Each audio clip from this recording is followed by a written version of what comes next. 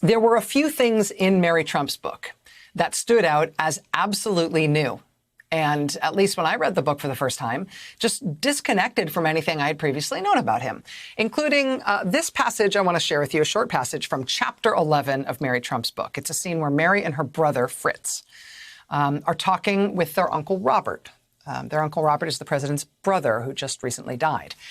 And in this scene in the book, Mary and Fritz are talking with their Uncle Robert about money, about the money in the family. The president's father, the profoundly rich Fred Trump Sr., Mary and Fritz's grandfather, had just died, and Mary and her brother had learned that they were being basically cut out of the will, and they're having a conversation about it. And this is how Mary Trump relays that conversation. Quote, "At our first meeting, when we asked our Uncle Robert to explain why my grandfather had done what he had, he said, 'Listen, your grandfather didn't give a bleep about you. And not just you, he didn't give a bleep about any of his grandchildren. We're being treated worse because our father died,' I said." This is in Mary's voice. That's Mary talking. She says, quote, "When we pointed out that our cousins, who were also grandchildren of Fred, they would still benefit from the money their parents were getting, Uncle Robert said any of them could be disowned at any time. Donnie," meaning Donald Trump Jr., "was going to join the army or some bull bleep like that. And Donald and Ivana told him if he did, they would disown him in a second." That's from chapter 11 of Mary Trump's recent book about her uncle, the president. She says there was family discussion on this matter, that President Trump told his son, Don Jr., that he would be disowned from the Trump family if he committed the grave sin of enlisting in the U.S. military. And like I said, a lot in Mary Trump's book sort of fit the contours of what we already knew or suspected about this president and what he's like, but that did not. That stood out as a whole new idea. And I asked Mary Trump about it, and I'm about to show you a portion of my interview with Mary Trump on that subject that has never aired before. Watch.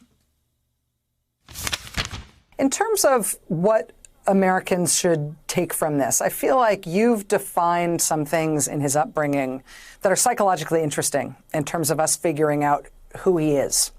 And why he might think the way that he did. But there's also some things that you describe that I think he would see as contrary to the public image that he has created. For example, there is an anecdote that you share in the book where you say that your cousin Donnie, Donald Trump Jr., had apparently at one point planned to or said he might enlist in the Army.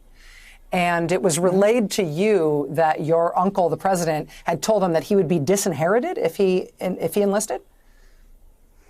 Yeah, my Uncle Robert told me that story.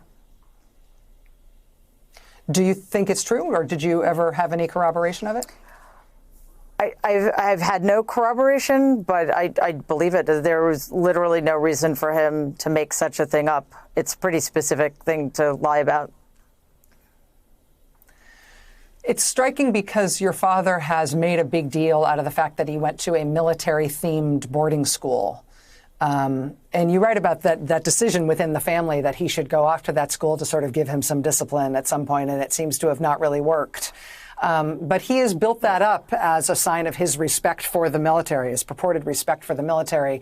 So the idea that he would go to a military-themed school and that would be a source of pride, but his son wanting to join the actual military would be a source of shame and would be something that should be punished. It's just quite a disconnect.